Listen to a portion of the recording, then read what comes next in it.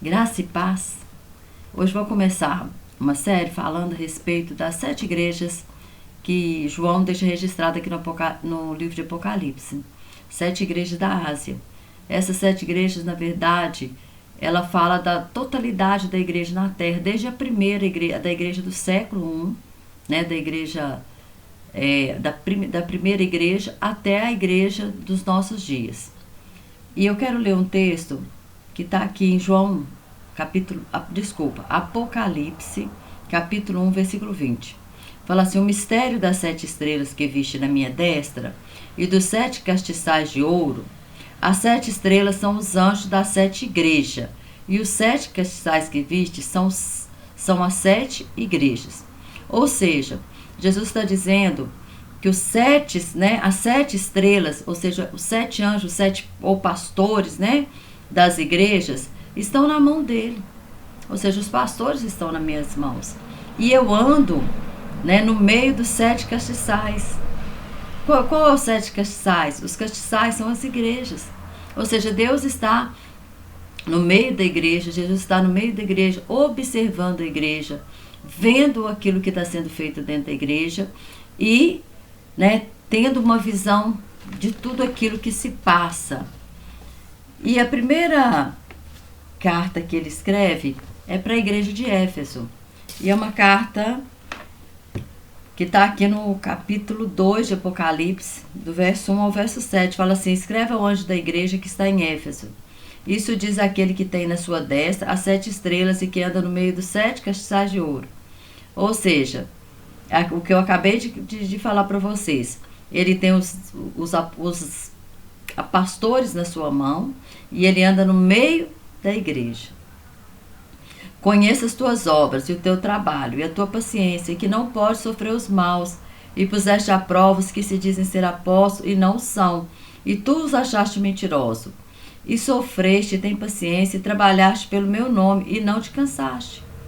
Tenho, porém, contra ti que deixaste o teu primeiro amor. Lembra-te, pois, de onde caíste, arrepende-te e pratica as primeiras obras, quando não brevemente a te virei e tirarei do seu lugar o teu castiçal, se não te arrependeres. Tens, porém, isto, que odeia as obras dos nicolaítas, das quais eu também odeio. Quem tem ouvido, ouça o que o Espírito diz às igrejas. Ao que vencer, dar-lhe-ei a comer da árvore da vida, que está no meio do paraíso. A igreja de Éfeso era uma igreja muito grande. Ela chegou a ter mais ou menos 20 mil membros. Éfeso era uma cidade, a segunda cidade mais importante na época do Império Romano. Ela, na verdade, foi fundada pelos gregos. E Éfeso, então, era uma cidade, assim, muito moderna. Hoje existe, né, essa cidade, a localização dela hoje é na Turquia, né, onde ela era, hoje é a Turquia. E há mais ou menos 100 anos foi descoberto um sítio arqueológico. E os arqueólogos, né, têm estudado essa cidade.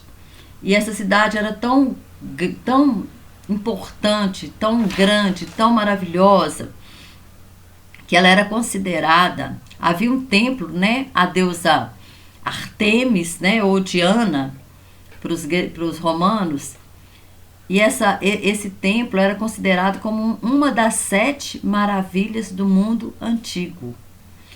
Eu estava fazendo uma pesquisa, ele era composto por 127 colunas de mármores em filas duplas, todas decoradas com obra de arte, tendo cada uma, olha para você ver, 20 metros de altura, cada coluna, era 128 em mármores e decoradas com obras de artes. Então elas tinham 20 metros de altura, 138 metros de comprimento e 71 metros de largura.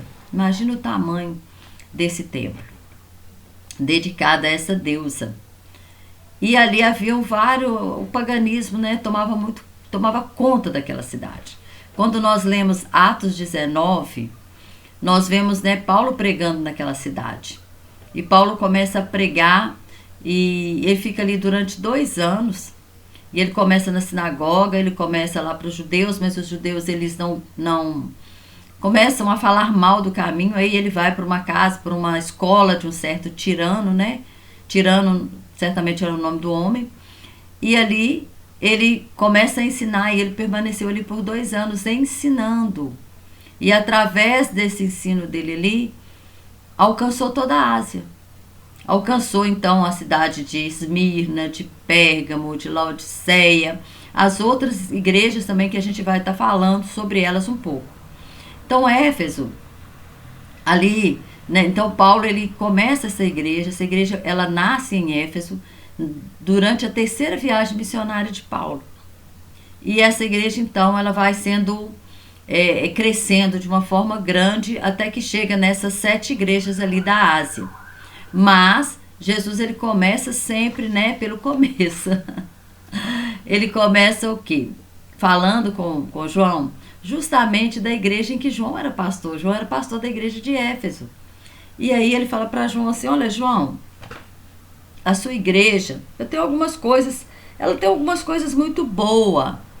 Eles são um povo, olha, o verso 2 fala assim: eu conheço as tuas obras, o teu trabalho, a tua paciência, que não pode sofrer os maus, que puseste a provas, que dizem ser apóstolos e não são, e tu os achaste mentirosos.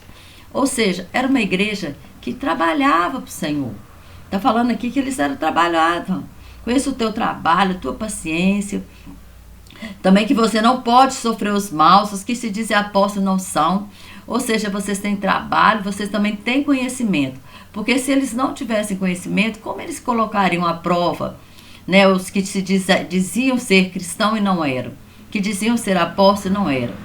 A gente só pode, né, confrontar a mentira se eu conheço a verdade. Então eles tinham conhecimento também. Então era uma igreja que tinha paciência, que trabalhava pelo nome dele, que não cansou. Certamente era uma igreja perseguida também, porque a igreja do 1º século, ela representa a igreja do 1º século, né? Mas só que há uma coisa essencial em tudo aquilo que nós fazemos. A principal coisa, eles não tinham. Tenho, porém, contra ti que deixaste, ou seja, abandonaste o teu primeiro amor. Muitas vezes a gente pensa em primeiro amor naquela época, né? Que a gente converte, aí a gente jejua muito, ora muito, vai muito no monte, tal. Mas eles faziam tudo isso. Eles trabalhavam muito. Eles certamente eles falavam muito de Jesus. Mas sabe uma coisa? Deus ele conhece a motivação do nosso coração. Qual que é a motivação de que eu estou fazendo? Por que eu estou fazendo? Qual que é o motivo de eu estar fazendo? Então eles estavam fazendo, eles estavam trabalhando, mas só que o que acontece? Chegou um momento que virou religiosidade. Chega um momento que a verdade ela é trocada pela religiosidade. E nós nos tornamos muitas vezes religiosos. Vamos à igreja, temos vários cargos, mas o nosso amor, sabe, Deus ele não quer o nosso trabalho, ele quer primeiramente o nosso coração. Primeiramente o nosso coração. A primeira coisa que Deus ele quer é a nós mesmos.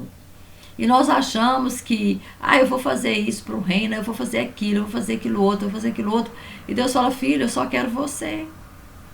Porque se ele tiver o meu coração, ele tem tudo, tudo, tudo, ele vai ter. E essa igreja, então, ela deixou o primeiro amor. E quando a gente deixa o primeiro amor, quando a gente perde o amor pela obra de Deus, por Deus, porque a obra é uma consequência do amor que eu tenho a Deus e ao próximo. A obra de Deus ela tem que ser consequência do amor que eu tenho para Deus. O mandamento de Deus é amar a Deus sobre todas as coisas e o seu próximo como a ti mesmo. Como que eu provo que eu amo a Deus sobre todas as coisas? Amando o meu próximo como a mim mesmo. Mas aí se eu perco esse amor, o que acontece? O que sobra?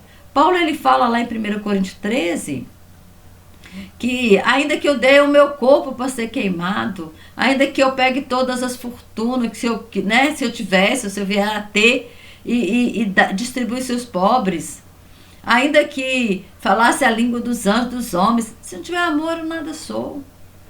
Sabe o que Paulo está dizendo? Olha, você pode ser poliglota, falar várias línguas. Se você não tiver amor, você nada é. Você nada é. Você pode ser caridoso, pegar o seu todas as suas economias e distribuir para os pobres. Mas se você não tiver amor, nada é. Sabe por quê? Porque se a gente tira o amor de uma obra, o que que sobra?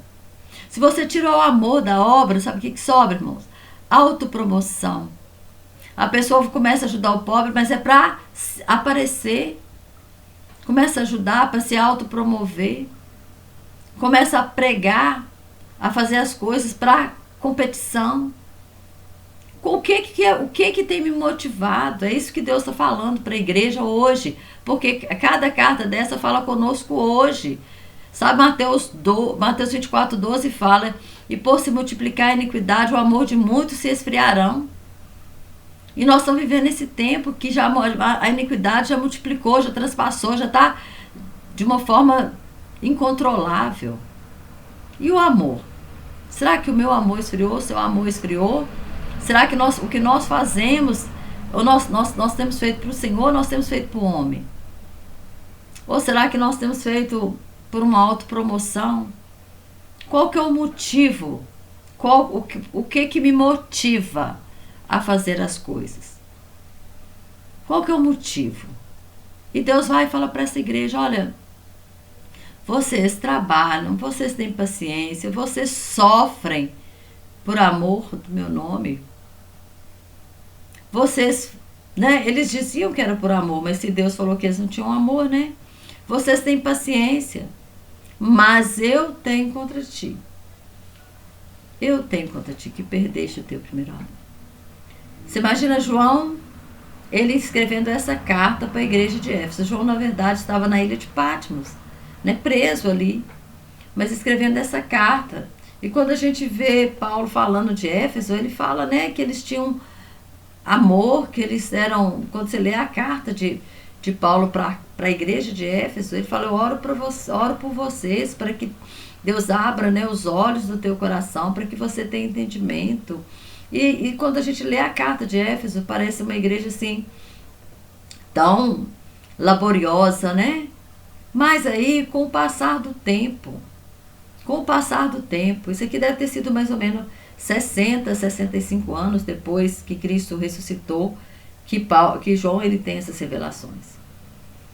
E aí, de repente, Deus fala para eles assim: olha, o que eu tenho contra vocês é que vocês perderam o primeiro amor. E interessante que ele começa pela igreja de João. E a palavra de Deus, ela fala isso, que Deus, o juízo de Deus começa pelo meu santuário. Está lá em Ezequiel 9:6, você vai ver que Deus fala assim: o juízo de Deus começa pelo meu santuário. O juízo de Deus começa por nós que conhecemos, por nós que sabemos e muitas vezes não praticamos. E por quê? Que nada vale. Paulo fala assim, que nada vale. Se não for por amor, nada vale. Nada. Tudo é anulado. No reino de Deus, se você não fizer por amor, está anulado. Por quê? Porque Deus é amor. Deus é amor.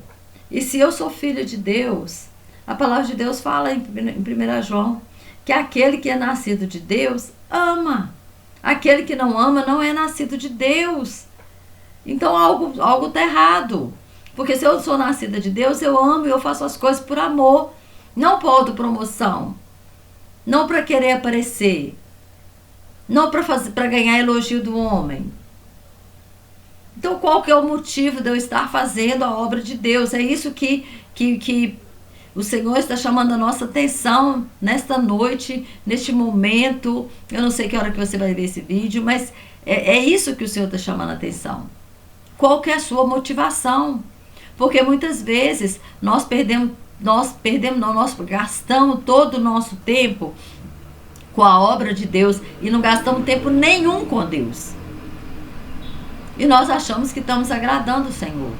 E olha para você, essa carta vem simplesmente dizer para nós o seguinte: tá tudo errado. Se você é essa pessoa que acha que ficar 24 horas na igreja, ter lá não sei quantos cargos e não ter tempo para orar, para ler a Bíblia, para buscar mais de Deus, para se aprofundar em Deus, para se aprofundar no Altíssimo, e você acha que você tá uma Coca-Cola, não tá não. Não está, não. O Senhor está dizendo que não. É isso que Ele está dizendo. Porque se você ama, você vai fazer por amor. E não por outros motivos.